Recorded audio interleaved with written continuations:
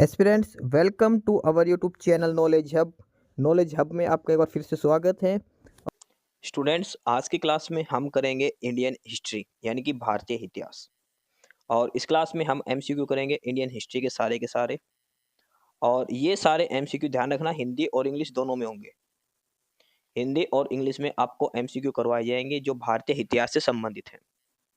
हर question में 4 option दिए जाएंगे, हिंदी इंग्लिश में स्टेटमेंट होगी और डिटेल में आपको एक्सप्लेन के साथ करवाया जाएगा।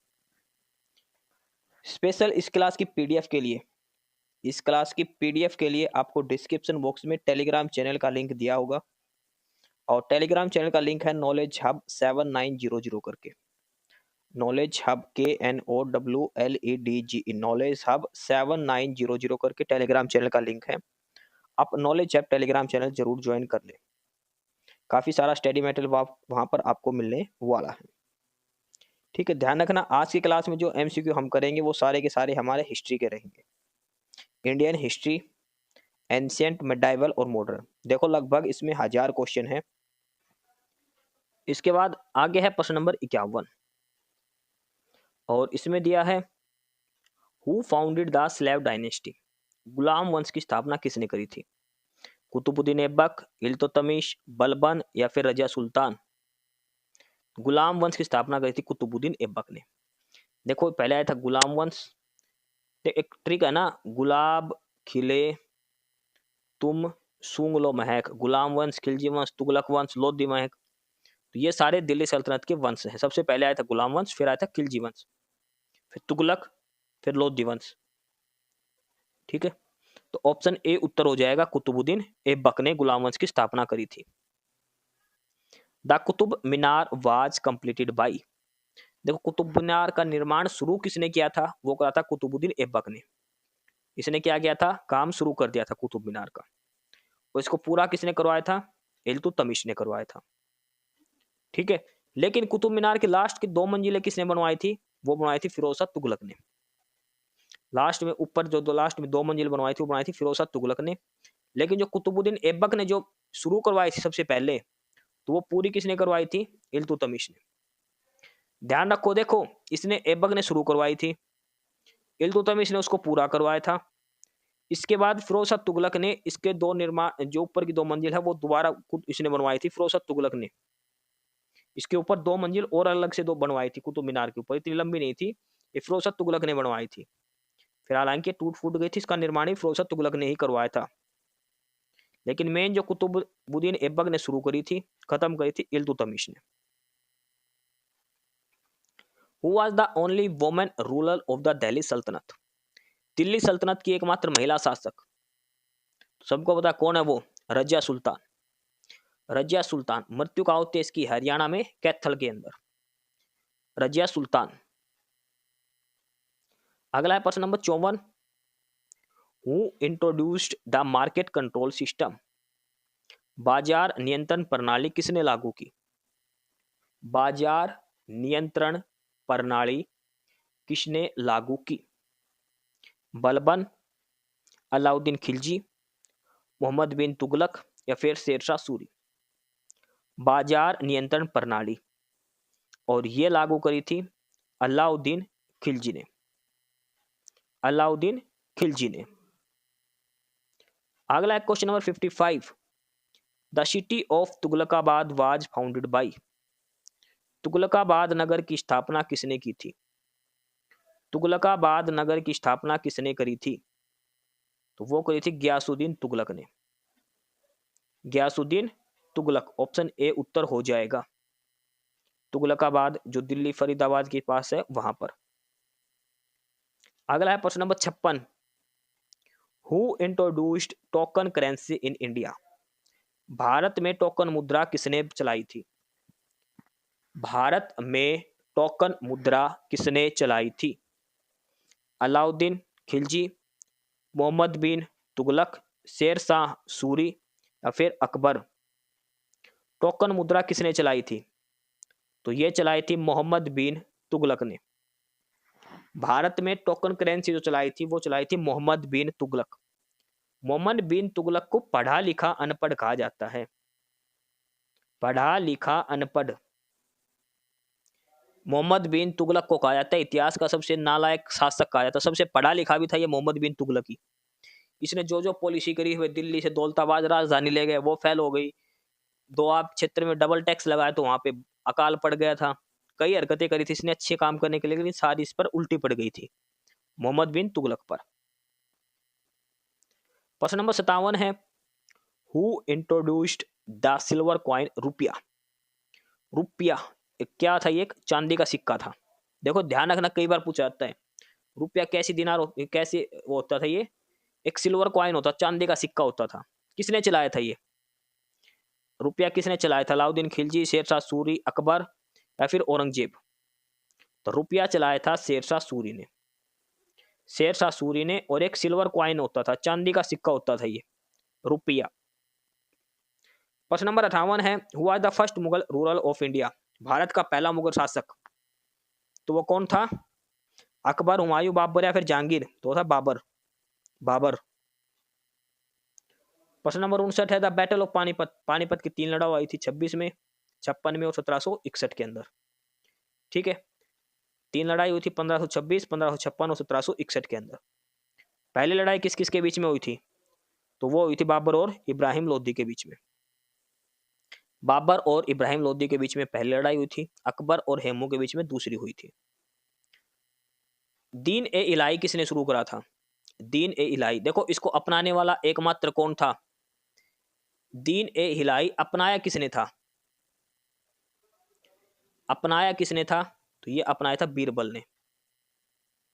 दीन ए इलाही ये अकबर के द्वारा शुरू किया गया था, एक धर्म नया। और इसको किसने अपनाया था? बीरबल ने अपनाया था। एकमात्र आदमी जिसने दीन ए इलाही धर्म अपनाया था वो था बीरबल। ये ध्यान रखना है, बीरबल। अकबर बीरबल की कहानी पढ़ी होगी ना, वो बीरबल। अकबर ने शुरू करा था दीन ए इलाही और अपनाया था बीरबल ने। अगला है प्रश्न नंबर 61, हु बिल्ट द बुलंद दरवाजा एट फतेहपुर सीकरी। फतेहपुर सीकरी का बुलंद दरवाजा का निर्माण किसने करवाया था? फतेहपुर सीकरी का बुलंद दरवाजा का निर्माण किसने करवाया था? अकबर, जहांगीर, शाहजहां या फिर औरंगजेब? फतेहपुर सीकरी का बुलंद दरवाजा, और ये था अकबर ने। केबीसी के अंदर भी प्रश्न पूछा गया था कौन बनेगा करोड़पति, और पेपर में भी आया था कि किस विजय के कहां पर जीत कर आया था। तो किस विजय के उपलक्ष्य में बनाया था? तो ये था गुजरात विजय के उपलक्ष्य में। गुजरात विजय के उपलक्ष्य में अकबर ने जो है बुलंद दरवाजा फतेहपुर सीकरी में इसका निर्माण करवाया था। एक चीज और ध्यान रखना, अकबर ने जब गुजरात विजय हुई उसके बाद इसने अपनी जिंदगी में पहली बार समुद्र देखा था। अकबर ने कभी जिंदगी में समुद्र नहीं देखा था, लेकिन गुजरात विजय के दौरान इसने अपनी जिंदगी में पहली बार समुद्र देखा था अकबर ने। और गुजरात विजय के उपलक्ष्य में इसने फतेहपुर सीकरी के अंदर बुलंद दरवाजा है उसका निर्माण करवाया था। किसने करवाया था? अकबर ने करवाया था। ऑप्शन ए उत्तर हो जाएगा। प्रश्न नंबर 62 है, हु वाज नोन एज जिंदा पीर। जिंदा पीर किसे कहा जाता था? सबसे हरामी जो शासक, और वो कौन था? औरंगजेब। जिंदा पीर किसे कहा जाता था? वो कहा जाता था औरंगजेब को। औरंगजेब। आ गया प्रश्न number 63, the Taj Mahal was built in memory of. देखो ताजमहल किसकी याद में बनवाया गया? आपको भी पता है ताजमहल क्या था, किसी ने नहीं बनाया, पहले से बना हुआ है। नाम क्या देते हैं? मुमताज महल की याद में बनाया था। ठीक है, शाहजहां ने बनवाया था जो, ठीक है जो भी है। आ गया प्रश्न number 64, who was the last Mughal rural. Mughal साम्राज्य का अंतिम शासक कौन था? बहादुर सिंह द्वितीय, औरंगजेब, शाह आलम द्वितीय या फिर अकबर द्वितीय? मुगल साम्राज्य का अंतिम शासक, और वो था बहादुर शाह जफर। बहादुर शाह जफर इनको कहा जाता है। बहादुर शाह जफर जिनको रंगून भेज दिया गया था, इनको अंग्रेजों ने बहुत बुरी हालत करी थी इसकी। बहादुर शाह द्वितीय मुगल साम्राज्य का अंतिम शासक था।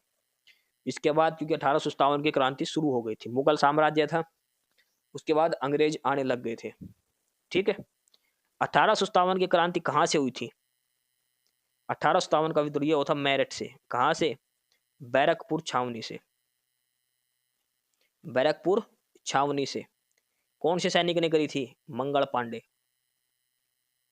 मंगल पांडे नामक सैनिक ने बैरकपुर छावनी से मेरठ के अंदर 1857 का विद्रोह शुरू करा था। ठीक है, चर्बी वाले कारतूस दिए गए थे, भाई मुंह से चिल्लो, उस पर गाय या सुअर की चर्बी लगी थी, तो गाय की चर्बी थी, इस वजह से उन्होंने मना कर दिया था छीलने के लिए, मंगल पांडे, और वहां से विद्रोह शुरू हुआ था 1857 का। अब देखो, who was the leader of 1857 revolt in Kanpur. जो 1857 का विद्रोह था उसमें कानपुर से किसने नेतृत्व किया था? कानपुर में 1857 के विद्रोह का नेतृत्व किसने करा था? तो कानपुर से कौन था? नाना साहेब। झांसी से रानी लक्ष्मीबाई। कानपुर से कौन था? नाना साहेब। आगे है कि who was the governor general of India during 1815-17 revolt. 1857 के विद्रोह के समय गवर्नर जनरल कौन था भारत का? 1857 में जब विद्रोह हुआ तो गवर्नर जनरल कौन था? डलहौजी, कैनिन, वेल्जली या फिर हेस्टिंग? तो उस समय था Canning, sorry, Lord Canning. Lord Canning 1857 में जब हुआ तो भारत का गवर्नर जनरल था लॉर्ड कैनिन। इसके बाद इसको क्या बना दिया था? भारत का वायसराय बना दिया गया था। ठीक है, वायसराय का पद कब से शुरू हुआ था? 1858 से वायसराय का पद। प्रश्न नंबर 68 है कि भारतीय राष्ट्रीय कांग्रेस की स्थापना कब हुई? इंडियन नेशनल कांग्रेस स्थापना किसने करी थी? ए.ओ. हयूम ने। ए.ओ. हयूम ने करी थी। भारतीय राष्ट्रीय कांग्रेस की स्थापना कब हुई थी? तो वो हुई थी 1885 के अंदर, 1885। ऑप्शन ए आंसर हो जाएगा। अगला प्रश्न है कि भारतीय राष्ट्रीय कांग्रेस के पहले अध्यक्ष कौन थे? Who was the first president of Indian National Congress? A O. Hume, Womesh Chandra Banerjee, Dadabhai Naoroji या फिर गोपाल कृष्ण गोखले? देखो ये कौन थे? ये संस्थापक थे उसके। इन्होंने स्थापना करी थी इंडियन नेशनल कांग्रेस की। अगर इसकी स्थापना नहीं होती उस समय तो भारत पहले आजाद हो चुका होता, 1900 के आसपास। ये अंग्रेजों की सोची समझी साजिश थी, आईएनसी, जो 1885 में बनाई गई, और इसके अध्यक्ष बने थे व्योमेश चंद्र बनर्जी। व्योमेश चंद्र बनर्जी। व्योमेश चंद्र बनर्जी, पूरा नाम ध्यान रखना है, कई बार पूछ लेता है इनका। व्योमेश चंद्र बनर्जी। अगला प्रश्न नंबर 70, who is known as grand old man of India?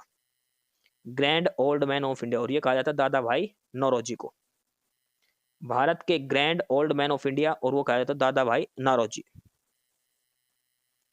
प्रश्न नंबर 71 है, हु गिव द स्लोगन स्वराज्य इज माई बर्थ राइट? स्वराज्य मेरा जन्मसिद्ध अधिकार है। स्वराज्य मेरा जन्मसिद्ध अधिकार और मैं इसे लेकर ही रहूंगा, ये नारा किसने दिया? तो ये दिया था बाल गंगाधर तिलक ने। बाल गंगाधर तिलक। प्रश्न नंबर 72 है, द नॉन कोऑपरेशन मूवमेंट, असहयोग आंदोलन कब शुरू हुआ था?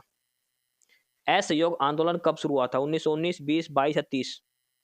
तो ये देखो, 1919 में तो जलियांवाला बाग हत्याकांड हुआ था, 1920 में शुरू हुआ था असहयोग आंदोलन। ठीक है, असहयोग आंदोलन। उसके बाद है सिविल डिसओबियंस मूवमेंट, सविनय अवज्ञा आंदोलन, किसी की आज्ञा ना माननी। किस घटना के बाद ये शुरू हुआ था? तो ये हुआ था दांडी मार्च के बाद।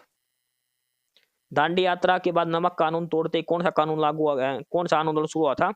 सिविल डिसओबीडियंस मूवमेंट, सविनय अवज्ञा आंदोलन, दांडी यात्रा के बाद। The quit India movement was launched in, Bharat छोड़ो आंदोलन। देखो इस समय वायसराय मोस्ट इंपोर्टेंट है, और वो था लिन लिथगो। देखो क्विट इंडिया मूवमेंट, भारत छोड़ो, छोड़ो का मतलब क्या है? गो। तो इससे समझ में आने लग गया कौन वायसराय था? लिन लिथगो, ये वायसराय था।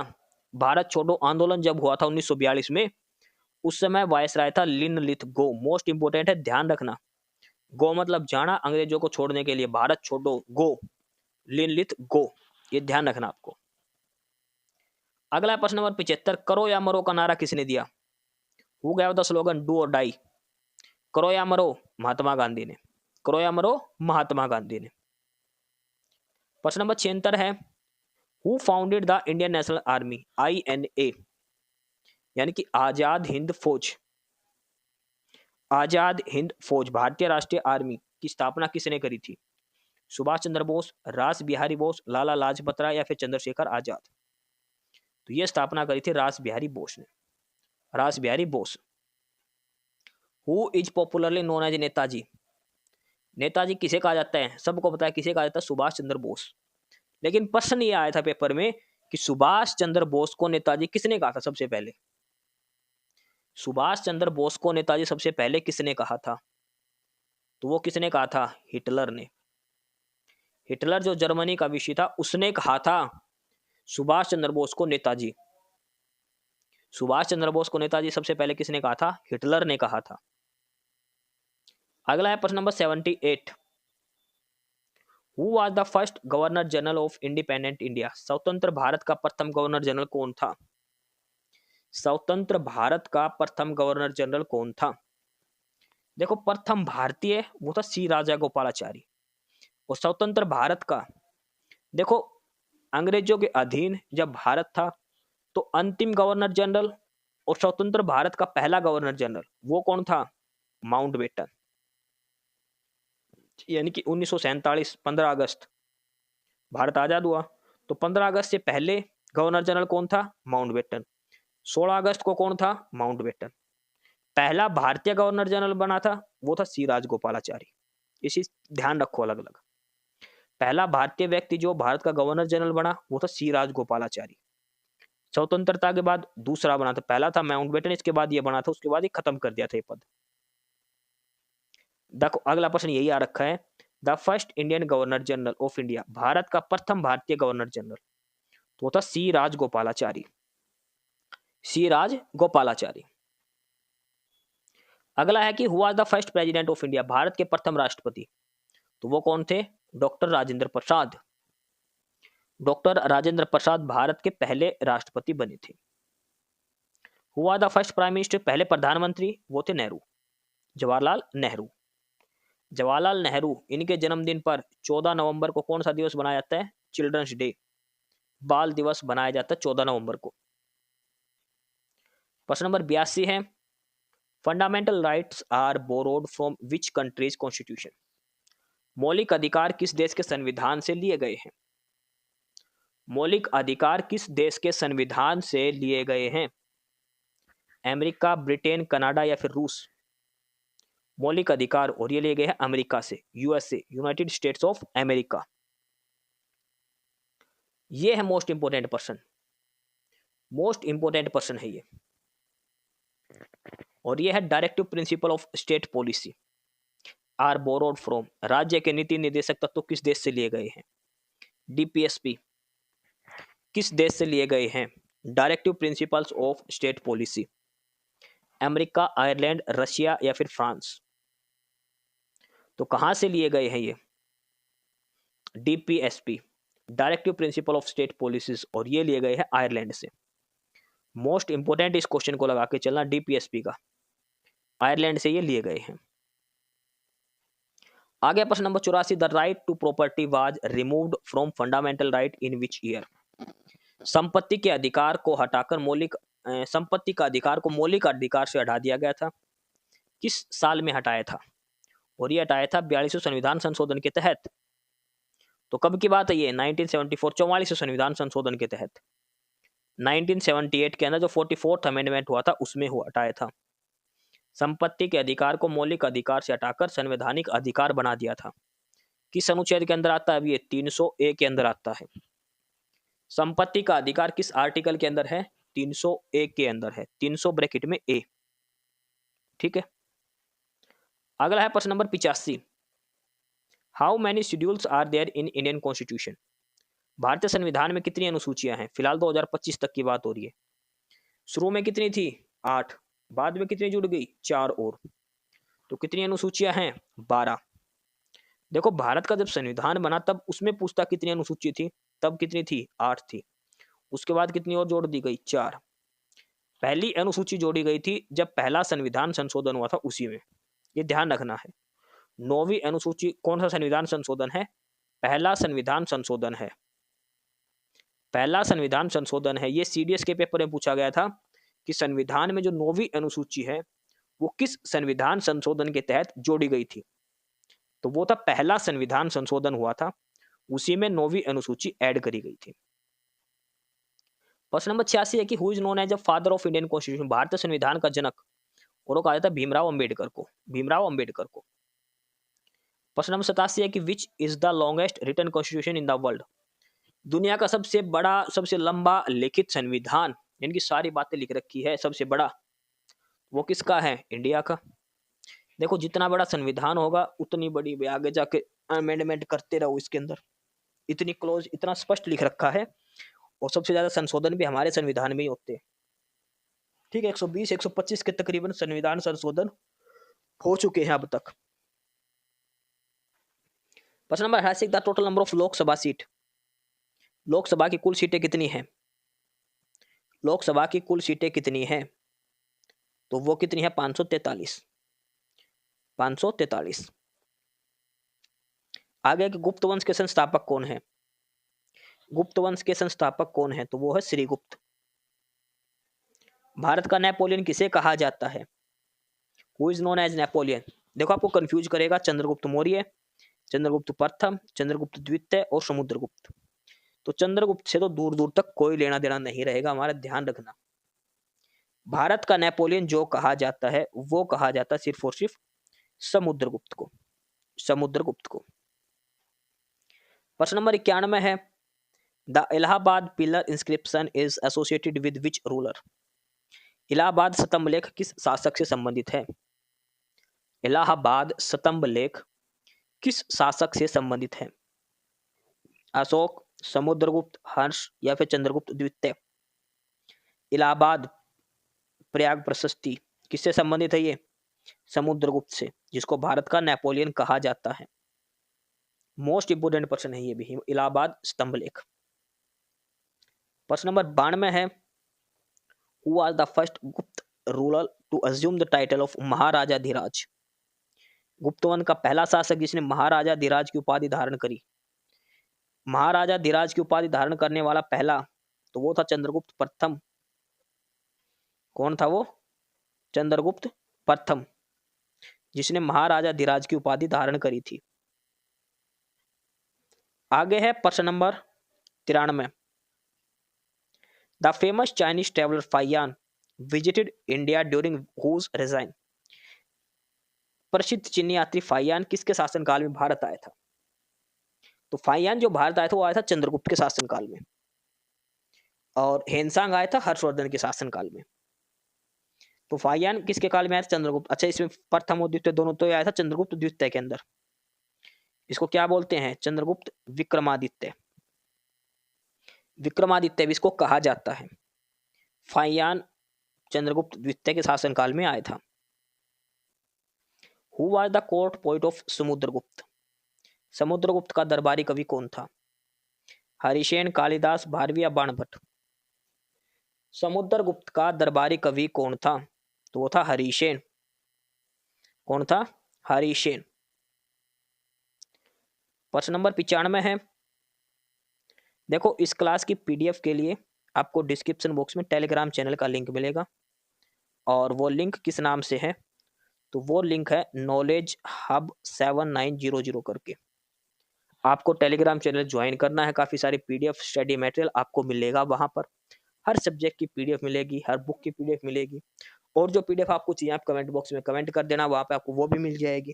ठीक है, तो टेलीग्राम चैनल नॉलेज हब एक बार आप जरूर ज्वाइन कर लें, पीडीएफ वहाँ पर मिलेगी। प्रश्न नंबर 95 है, द गुप्त पीरियड इज नोन एज। गुप्त काल को किस नाम से जानते हैं? Golden age of India, Bharat का स्वर्ण युग। Silver age of India, Bharat का रजत युग। Iron age of India, Bharat का लोह युग। एज ऑफ ट्रेड, व्यापार का युग। यानी कि सबसे ज्यादा किस चीज का ट्रेंड रहा होगा उस काल में? तो गुप्त काल में जो कहा जाता है उसको कहा जाता है गोल्डन एज, भारत का सुनहरा पल, भारत का स्वर्ण युग। गोल्डन एज ऑफ इंडिया गुप्त वंश को कहा जाता है। अच्छा, एक क्वेश्चन है, जो सोने के सिक्के चलाए गए थे तो सबसे शुद्ध, एकदम 100% प्योर गोल्ड के जो सिक्के थे सबसे ज्यादा शुद्ध, वो किसने चलाए थे? तो वो चलाए थे कुषाण शासकों ने।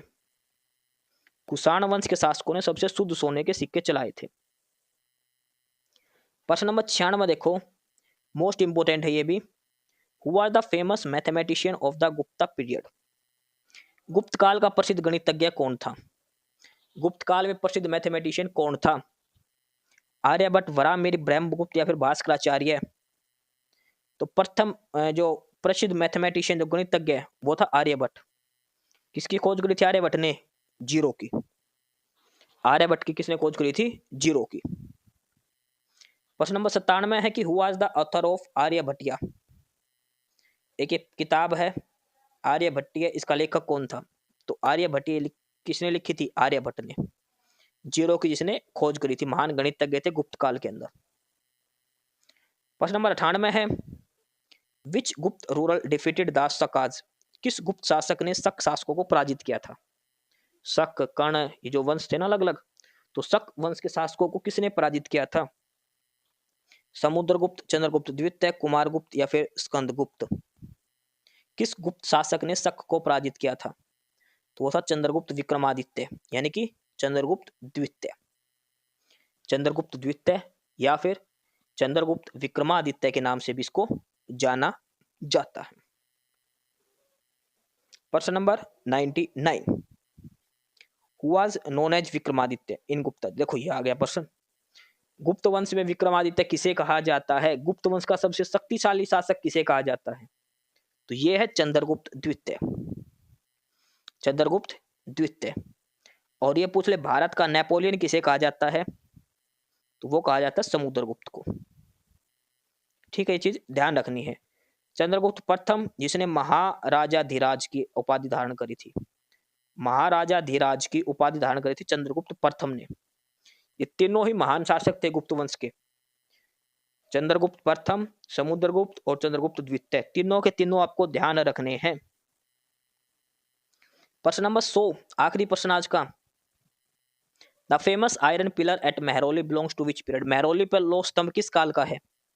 देखो मेहरौली दिल्ली के अंदर है और यहाँ पर लौह स्तंभ है, उस पर जंग नहीं लगा उस लोहे के पिलर पर आज तक। बारिश में खड़ा है, आंधी तूफान बारिश कुछ आए ना तो वो गिरता और ना ही उस पर जंग लगता। किस वंश का है? मौर्य काल, गुप्त काल, कुषाण काल या फिर मुगल काल? तो दिल्ली का मेहरौली स्थित लौह स्तंभ वो है गुप्त काल का। कहां से है वो? गुप्त काल से। ठीक है, तो ये आज के हमारे क्वेश्चन करे हैं आज की क्लास के। हर प्रश्न के 4 ऑप्शन दिए गए हैं। डिटेल में हमने देखा सारे के सारे प्रश्नों को और डिटेल में ही आपको एक्सप्लेन करने की कोशिश भी करी है। इस क्लास की पीडीएफ के लिए आपको डिस्क्रिप्शन बॉक्स में टेलीग्राम चैनल का लिंक मिलेगा और टेलीग्राम चैनल का नाम है नॉलेज हब। नॉलेज हब 7900 करके टेलीग्राम चैनल का लिंक होगा डिस्क्रिप्शन बॉक्स में। आप टेलीग्राम चैनल जरूर ज्वाइन करें, काफ़ी सारी पीडीएफ, काफ़ी सारा स्टडी मटेरियल आपको मिलेगा। ये सारा कुछ था आज की इस क्लास में। जो प्रश्न हमने देखे हैं डिटेल में हर प्रश्न का सॉल्यूशन करा है। डिस्क्रिप्शन बॉक्स में टेलीग्राम चैनल का लिंक दिया है और वो है नॉलेज हब के नाम से। नॉलेज हब 7900 करके आपको टेलीग्राम चैनल दिया है। आप टेलीग्राम चैनल जरूर ज्वाइन कर लें, काफ़ी सारे स्टडी मटेरियल, काफ़ी सारे पीडीएफ आपको वहाँ पर मिलेगी। कल के क्लास में हम इससे आगे क्वेश्चन स्टार्ट करेंगे। ये हमने पहले हिस्ट्री की चला रखी है टेस्ट सीरीज। ठीक है, ये जल्द ही मतलब 10 दिन भी नहीं लगेंगे लगभग, इसको 5 दिन में इसको कंप्लीट करेंगे। फिर पॉलिटी के देखेंगे ऐसे क्वेश्चन हर सब्जेक्ट के लिए और इसकी पीडीएफ आपको जरूर प्रोवाइड करवाई जाएगी।